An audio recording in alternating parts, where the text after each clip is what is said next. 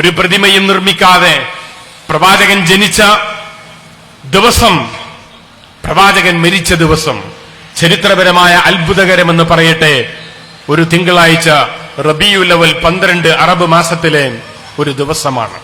ജനനവും മരണവും നടന്ന ആ ദിവസം പ്രവാചകന്റെ പേരിൽ സ്തുതികീർത്തനങ്ങൾ പാടി, പാപങ്ങളുടെ വാഹനത്തിൽ ഞങ്ങളിതാ നബിയെ താങ്കളെ സമീപിക്കുന്നു, ഞങ്ങളുടെ പാപങ്ങൾ താങ്കൾ പൊറുത്തു തരേണമേ എന്ന് പ്രാർത്ഥന നിർവഹിക്കുന്ന, പ്രവാചകനെ അതിരുവിട്ട് പുകഴ്ത്തിപ്പാടുന്ന, പ്രകീർത്തിക്കുന്ന, പ്രവാചകനോട് രക്ഷ തേടാം, ദുആ ചെയ്യാം, പ്രാർത്ഥിക്കാമെന്ന് വാദിക്കുന്ന ഒരു സമൂഹമായി മുസ്ലിങ്ങളിലെ ഒരു വിഭാഗം മാറിയിട്ടുണ്ട് എങ്കിൽ, മുഹമ്മദ് നബി സല്ലല്ലാഹു അലൈഹി വസല്ലം തങ്ങളുടെ ചിത്രം വരച്ചിരുന്നുവെങ്കിൽ, പ്രതിമ നിർമ്മിച്ചിരുന്നുവെങ്കിൽ എന്താകുമായിരുന്നു കഥ?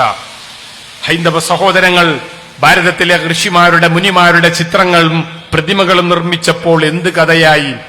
എന്ത് സംഭവിച്ചു?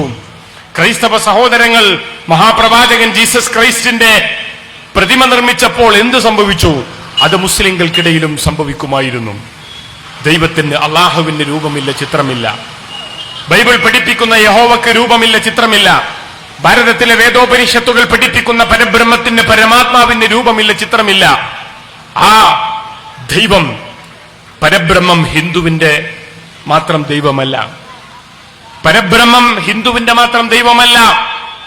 പരബ്രഹ്മത്തെ, പരമാത്മാവിനെ ഭാരതത്തിന്റെ വേദോപനിഷത്തുകൾ ഹിരണ്യഗർഭൻ, പ്രജാപതി എന്നൊക്കെയാണ് വിളിക്കുന്നത്. ഹിരണ്യഗർഭൻ എന്നാൽ ഈ പ്രപഞ്ചത്തിന്റെ പിറവിക്ക് കാരണഭൂതനായിട്ടുള്ള മഹാദൈവം എന്നാണ്, മഹാശക്തി എന്നാണ്. ഹിരണ്യഗർഭഃ സമവർത്തദാഗ്രേ ഭൂതസ്യ ജാതഃ പതിരേക ആസീത്. സർവഭൂതങ്ങളെയും പരിപാലിച്ചുകൊണ്ടിരിക്കുന്ന, സർവാണ്ഡ കടാഹങ്ങളെയും നിയന്ത്രിച്ചുകൊണ്ടിരിക്കുന്ന മഹാശക്തിയാകുന്നു ഹിരണ്യഗർഭൻ എന്ന പ്രപഞ്ചത്തിന്റെ പിറവിക്ക് കാരണഭൂതനായിട്ടുള്ള പരബ്രഹ്മമെന്ന് വേദോപനിഷത്തുകൾ പഠിപ്പിക്കുന്നു.